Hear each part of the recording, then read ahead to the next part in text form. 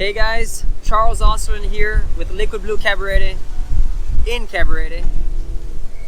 And over the last 2 years, I've realized after teaching maybe over 50 people, could be over maybe 100. I know it's a big range, but after encountering many people, what I've realized is that when people get into wing foiling, and this could also maybe even apply to kiteboarding, the framing of mind is a little bit off sometimes. A lot of people think that the sports, to learn them, to start foiling, should take a certain amount of time. And I think that's partly because of the schools, of how they sort of organize packages where they say, in 4 hours we're gonna get you riding, or in 10 hours we're gonna get you riding. But I personally find that's all a bit of nonsense. And for some people it could even be frustrating, because whenever you learn any of these sports, kiteboarding, wing foiling, let's say downhill mountain biking, you're not learning them just to do them for a week and then stop.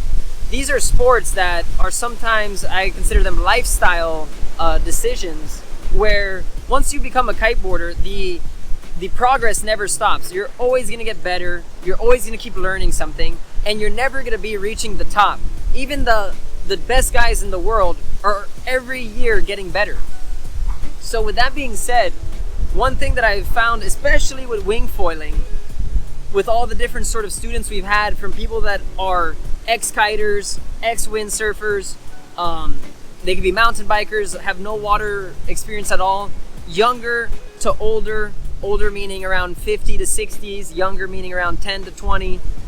People all have this expectation in their head that they should be learning the sport very quickly, and they almost want to skip steps. And this is where I find a lot of people go wrong. Whenever you learn these sports, sure, if you only have 2 days out of the whole year to do it and practice it and to learn it, then maybe you're going to want to skip some steps because you just want to have a bit of fun, and then that's it. And then you won't practice it ever again for another year. But if you do have time to learn a sport, it's good to go in depth and actually learn it and just have fun with it and go at your own rhythm. There's a lot of people that they spend just 30 minutes on the beach and then they say, I know enough about this. Now let's go in the water and let's just get foiling. But it doesn't really work like that. And if you try to do it like that, you might set yourself up for frustration. And what we must realize is that a lot of these sports are extreme sports.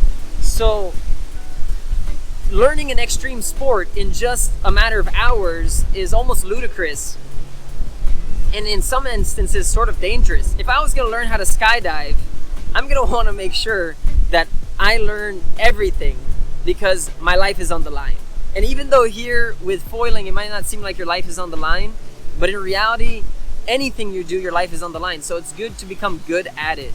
And practicing this sport or practicing any other sport, I highly recommend that you set yourself up in more of a student mindset of just being open to the process. If it takes you 10 hours, if it takes you 2 hours, if it takes you 1,000 hours, it's okay. Go at your own pace and just have fun with it, and make sure you stay safe and that you learn something. These sports are amazing, they're great. If we look right here, we're on a GoPro, so it's gonna be hard to catch it. But there's a couple people learning, and everyone here learned at a different pace. So that's sort of the message here. If you're gonna get into any sport, I know this is about wing foiling right now, and we do primarily water sports here at Liquid Blue, but it's an important lesson. Be open to the process, take your time, learn it so that you become independent and you feel safe while performing it. And yeah, it's gonna take a while to get to that stage, but work towards that. And I tell you, you're gonna be in for a treat. You're not gonna regret it. So whenever you get the chance to learn any water sports, do it. Even land sports, they could be fun. And just get out there, stay safe, and enjoy it. We're not here for a long time, but we're all here for a good time. So that's the message for today.